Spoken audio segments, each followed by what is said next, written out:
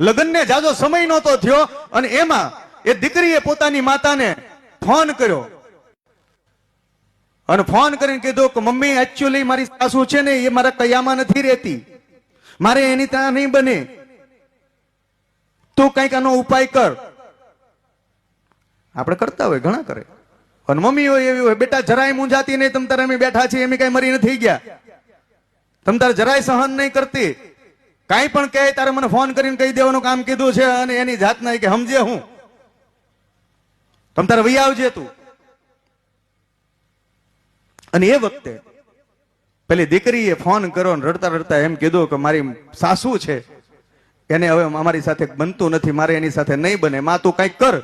માં બહુ સમજદાર હતી સાહેબ, એની હાહુની બેનપણી હતી, સમજદારી માં હતી. અને માએ કીધું કે બેટા એક કામ કર, અહીંયા એક ફકીરને, એક સાધુને, એક બાબાને હું જાણું છું, તો કાલે આવજે, હું કઈક વિધિ કરાવીને દવા લેતી આવીશ.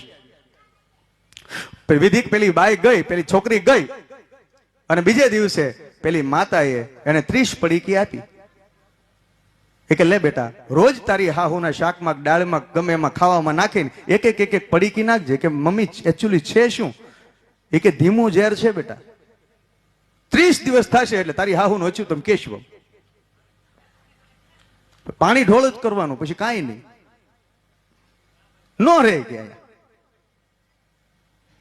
રોજ એક પડીકી નાખજે. પણ હે બેટા એક વાત કહું તને કે હા, આ 30 દિવસ જો શાંતિથી જાળવી જા. આ 30 દિવસ એને કાંઈ ન કહેતી, તને એમ થવું જોઈએ કે તારી માં છે એવી એની સેવા તું કર ને. 31મા દિવસે ક્યાં આપણે કઈ કરવા કરાવવાનું છે? 31મા દિવસે છે જ નહીં, ઢીમ ઢળી જાય. પેલી જે દીકરી હતી, પેલી જે વહુ હતી, ઘરે આવી, પહેલો દિવસ, બીજો દિવસ રોજ એક પડીકી નાખે. 15 દિવસ થયા સાહેબ. 15 દિવસમાં એટલી માનસિકતા ફરી, બંનેનું બોન્ડિંગ બન્યું. અને રોજ પૂછે, બા મમ્મી તમારે મંદિરે જવું છે, તમારી માળાની થેલી તૈયાર કરી દઉં? મમ્મી તમારી પૂજાપાની સામગ્રી તૈયાર કરી દઉં? સાસુ આવે, મમ્મી તમે થાકી ગયા, પગ દબાવી દઉં? મમ્મી તમને જમવાનું શું ભાવે છે, બનાવી દઉં? રોજ પૂછવાનું શરૂ થયું. હા હું ને એમ થયું, અરે રે રે રે રે રે, મારા દીકરાની વહુ આવી હતી, મેં તો ક્યારે વિચાર્યું નહોતું. મારી દીકરી કરતા વિશેષ તો થતી જાય છે. 20 દિવસ થયા.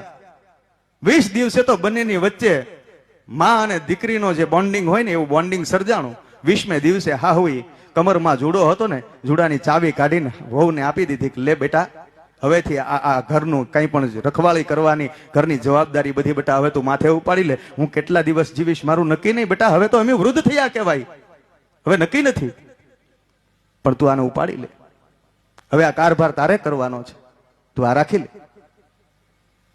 25 દિવસ થયા એટલે હાહુ માએ કીધું બેટા હા પેલી ચાવી લાવો. ચાવીથી કબાટ ખોલ્યો, તિજોરી ખોલી, તિજોરીની અંદર જે ચોરખાનું હતું, ચોરખાનામાંથી કંગન અને હાર કાઢીને આપ્યા છે કે લે બાપ, મારી હાહુએ મને દીધા હતા, આ હું તને આપું છું. ધીરે ધીરે ધીરે ધીરે કરતા આ દીકરીને એવું થવા મળ્યું કે આવી તો મારી માય ન હોય. હાહુ પ્રત્યેની લાગણી જાગી અને 29મા દિવસે એની માને ફોન કર્યો કે માં કે મારી હાહુને બચાવી લે માં, કારણ કે જો આ મારી હાહુ વહી જાય ને, મને એવું લાગે છે કે મારી માં કરતા અત્યારે મને વિશેષ લાગે છે. મારી હાહુ વહી ગઈ ને તો મને એમ લાગશે કે મારી માં કરતા વિશેષ વ્યક્તિને મેં ગુમાવી છે. માં મારી હાહુને બચાવી લે. ત્યારે પેલી માએ કીધું બેટા હવે તો કાંઈ ન થઈ શકે,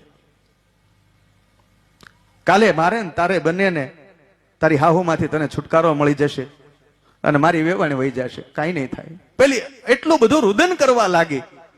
એટલે ત્યારે માએ કીધું બેટા હું આવું છું, તારે ઘરે ચૂપ થઈ જા. ઘરે આવી, ઘરે આવીને કીધું કે બેટા કે હા બા, એ કોઈ એવી ઝેર નહોતું, એ કોઈ ધીમું ઝેર નહોતું કે તો એ તો મેં વિટામિનની ગોળીઓનો ભૂકો કરીને નાખ્યો તો તારી હાહુને પગ બહુ દુખતા ને એટલે મેં ડોક્ટરને પૂછ્યું, કીધું વિટામિનની કમી હશે એટલે મેં એમાં નાખ્યું હતું. તું મુંજામાં બાપ, તારી હાહુને કાંઈ નથી થવાનું, પણ મારે તો એ બતાવવાનું હતું કે જો થોડોક બદલાવ લાવો તો હાહુ છે ને એ માં બનતા વાર ન લાગે સાહેબ, અને વહુ છે ને એને દીકરી બનતા કોઈ દી વાર ન લાગે જો થોડોક બદલાવ આવે તો. એટલે આ વાત હું તમને કહેવા જઈ રહ્યો છું કે હાહુ અને વહુની અંદર જે વર્તારો થતો હોય ને, એમાં જ્યારે એક વખત હાહુ વિચાર કરી લે સાહેબ, ત્યારે ઘણા બધા સંબંધોના પર્યાય બદલી જતા હોય. તમને ખ્યાલ છે અહીંયા કોઈ ડોક્ટર